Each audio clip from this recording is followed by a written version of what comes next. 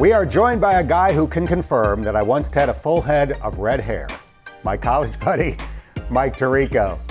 Mike, the last Bengals game you called featured arguably the most iconic play in franchise history, the fumble in the jungle by the Cincinnati kid, as you called Sam Hubbard.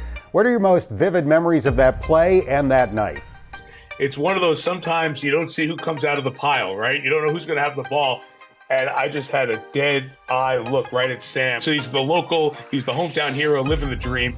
And I'm a big living the dream guy. So when we catch somebody who is doing it, you love to see it. But that was such a fun play and a memorable play. That plus everything that happened after that, after he scored, was something that'll stick with me for a long time, as it will for Bengals fans as well. Last week, the Bengals won their third straight and fourth in their last five, but it was different. It was San Francisco on the road by 14 points. Did they make any statement with that performance last week? Yeah, we're still here. We're still here. The deeper drops were the thing to me, Dan, in watching the game. You know, you go back and you watch before the bye, the game before the bye against Seattle, and that ball's out quick. I mean, quick. And this game, it felt a little more comfort of taking a deep drop, keeping a play alive, those types of things.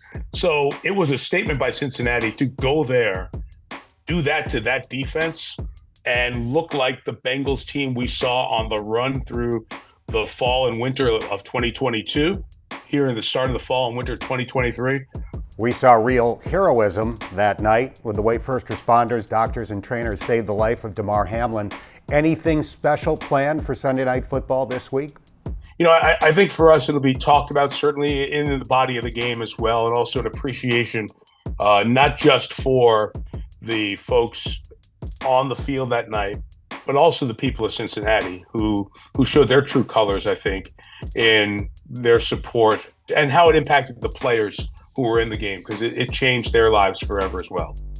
Let's talk about the Bills for a second. They've outscored opponents by more points than any other team in the NFL. They beat the Dolphins by 28, but they've got 3 losses. What accounts for that roller coaster ride in Buffalo? When Josh Allen is moving and aggressively threatening to run, if not running, this team is different, right? And I don't think they're there just yet. I also think they're undergoing a little bit of a sea change. I think Sean McDermott, undefeated wrestler as a high school senior, right? A wrestling guy, now calling the defense. I think he wants to establish some running, toughness, physicality in this game. If you go back to the playoff game last year up in Orchard Park, the Bengals ran the ball effectively. The Bills did not at all. Josh Allen was their leading rusher in that game.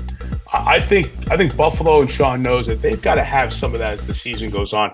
And it's trying to find where that balance is and how you can do it. I just want to see if the Bengals can beat somebody outside of the NFC West.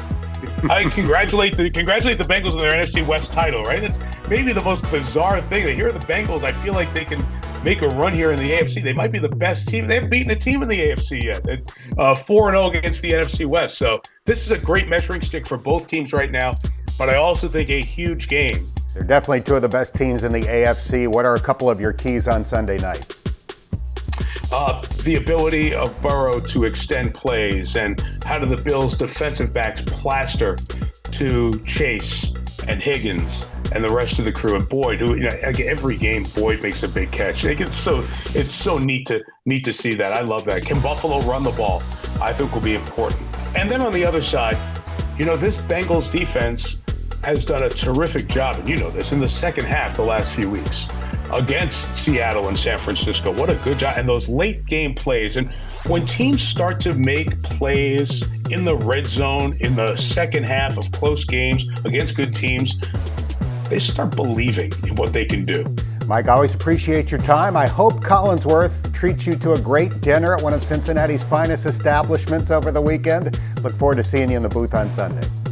Augusta is a tradition like any other. So is a Collinsworth Cincinnati party. So we will take care of that, and can't wait to see you on Sunday, pal. And keep up the great work.